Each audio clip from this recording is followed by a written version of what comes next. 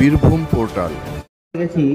পাড়ুই কালীমাতা সংঘের সম্পাদক অতনু ঘোষ মহাশয়কে, তো তিনাদের এটা প্রথম রক্তদান শিবির। এটা সত্যি প্রশংসনীয় উদ্যোগ। সরস্বতী পুজোর মতো ধর্মীয় উৎসবের সময় যদি এমন রক্তদান শিবির হয় তবে তা সমাজের জন্য অনেক উপকারী হতে পারে। বীরভূমের এই শিবিরে 34 জন রক্তদাতা অংশগ্রহণ করেছেন, তার মধ্যে মহিলারা প্রথমবার রক্তদান করেছেন। এটি একটা অনুপ্রেরণাদায়ক ঘটনা।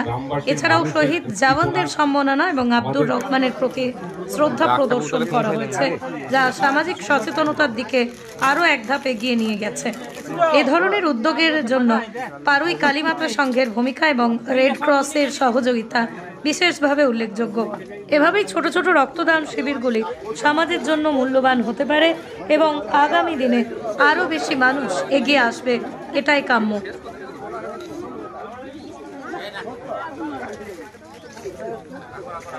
পাড়ুই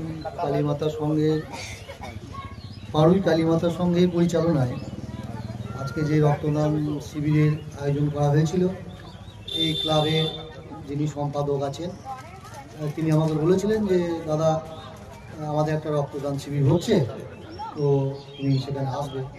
আমি সেই মুহূর্তেই তাকে সঙ্গে সঙ্গে কথা দিয়েছিলাম যে আমি যাবো এবং রক্তদান করবো, কারণ রক্ত হচ্ছে একটি অত্যন্ত মূল্যবান জিনিস। আমি নিজেও হেলথের মধ্যে যুক্ত আছি এবং অনেক সময় দেখেছি যে অনেক সময় অনেক রুগী এই রক্তের জন্য ছুটে বেড়ায় এখানে ওখানে।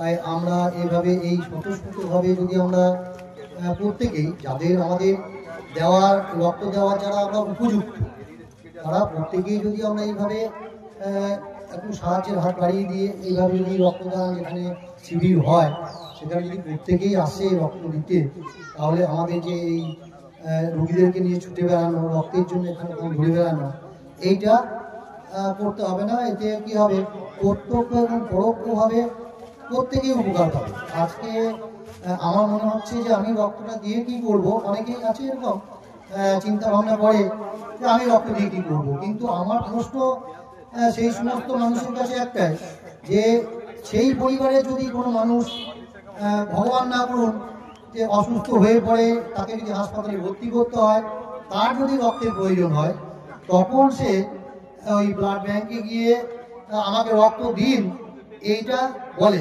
এবং মানে অনেক সময় দেখা যায় তারা সেখানে একটা অশান্তির পরিবেশও সৃষ্টি করে। কিন্তু আমরা প্রত্যেকেই যদি রক্ত দান না করি, রক্তটার ফ্যাক্টরি উৎপন্ন হয় না, রক্ত তো একে অপরে দেওয়ার পরে রক্তটা পাওয়া যায়। সেই জন্য রক্তটা যদি প্রত্যেকে আমরা দান করি, তবেই তো আমরা হাসপাতালে গিয়ে সবসময় অ্যাভেলেবেল রক্তটা পাবো। কিন্তু কি হয়, ম্যাক্সিমাম দেখা যায় যে তারা রক্ত দেবে না, কিন্তু তার হাসপাতালে যদি কোনো রোগী ভর্তি হয় সেই ক্ষেত্রে সে কিন্তু নানা রকমভাবে একটা ব্যতিব্যস্ত করে তোলার তাদের প্রবণতা থাকে। এখানে আমি দেখলাম অনেকেই, অনেক বৌমারা, আমাদের ছেলেরা মেয়েরা অনেকেই রক্ত দিল, অনেকে প্রথমবার দিল, অনেকে আগেও দিয়েছে। কিন্তু আমি পাড়ুই গ্রামে আরও তো অনেক সদস্য পাড়ুই গ্রামে রয়েছে, আমি এই মুহূর্তে এখান থেকে বলছি এখানে আপনারা আছেন এবং থাকবেন এখন কিছুক্ষণ, আমি তাদের কাছে বলছি যে তারা এসে এই মূল্যবান রক্ত দিন, কারণ পরবর্তীকালে যদি আপনার পরিবারে কারো রক্ত প্রয়োজন হয়, সেই মুহূর্তে রক্তটা যদি পাওয়া যায়, তাহলে সেই ব্যবস্থাটা তৈরি করতে হবে আপনাকে। আমাদের একজন রক্ত আন্দোলনের কর্মী, রক্ত যোদ্ধা, ডিভিডির একজন একনিষ্ঠ সদস্য, গত দুদিন আগে হারিয়েছি। তার স্মৃতি উদ্দেশ্যে 1 মিনিটের একটা নীরবতা পালন করছি, কারণ তার গত হওয়ার পরে আমাদের এটাই প্রথম বীরভূমের, তাই আমরা তার নীরবতা পালনের জন্য সকলকে বলছি একটু উঠে দাঁড়াতে। আমরা 1 মিনিটের একটা নীরবতা পালন করব। কালীমাতা সংঘের সকল সদস্যদেরকে আমরা সেই ভাই দাদা আমাদের গত দুদিন আগে ছেড়ে চলে গেছেন আব্দুর রহমান আমাদের ডিভিডির একনিষ্ঠ সদস্য, তার স্মৃতি উদ্দেশ্যে আমরা 1 মিনিটে একটা নীরবতা পালন করছি। সকল সকলে উপস্থিত যারা রয়েছেন তারা 1 মিনিটের নীরবতা পালন করার জন্য প্রস্তুত থাকুন। সময় শুরু করছি।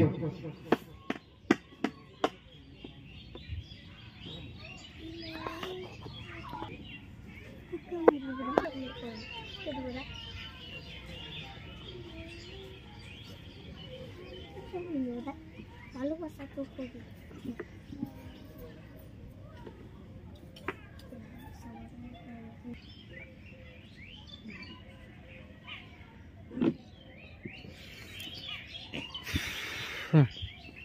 ধন্যবাদ সকলকে।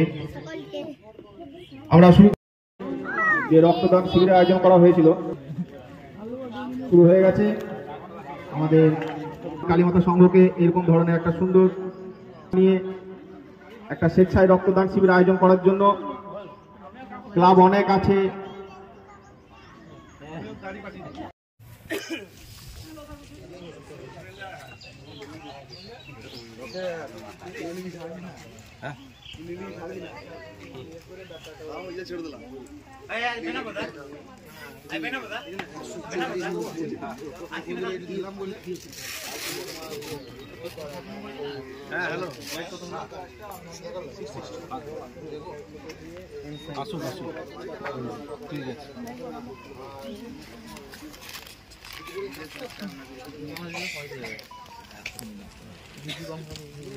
এটা নিয়ে এখানটায়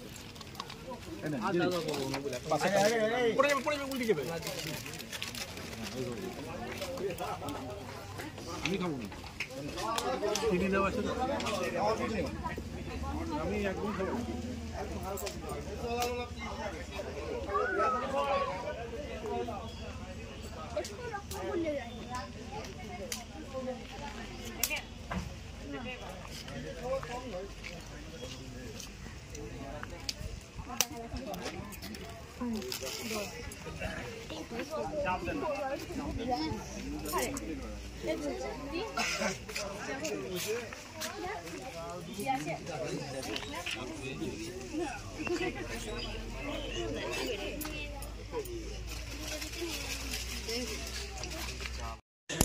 রক্ত দিয়ে দিয়ে তারপরে সেখানে এই গরম হয়ে গেছে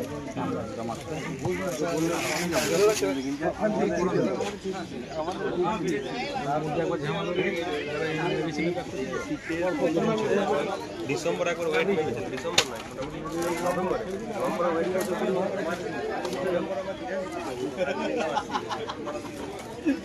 ওয়েট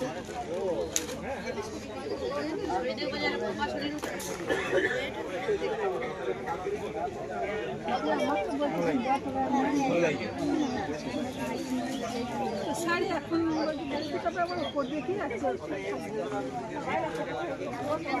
কাজলি দেবে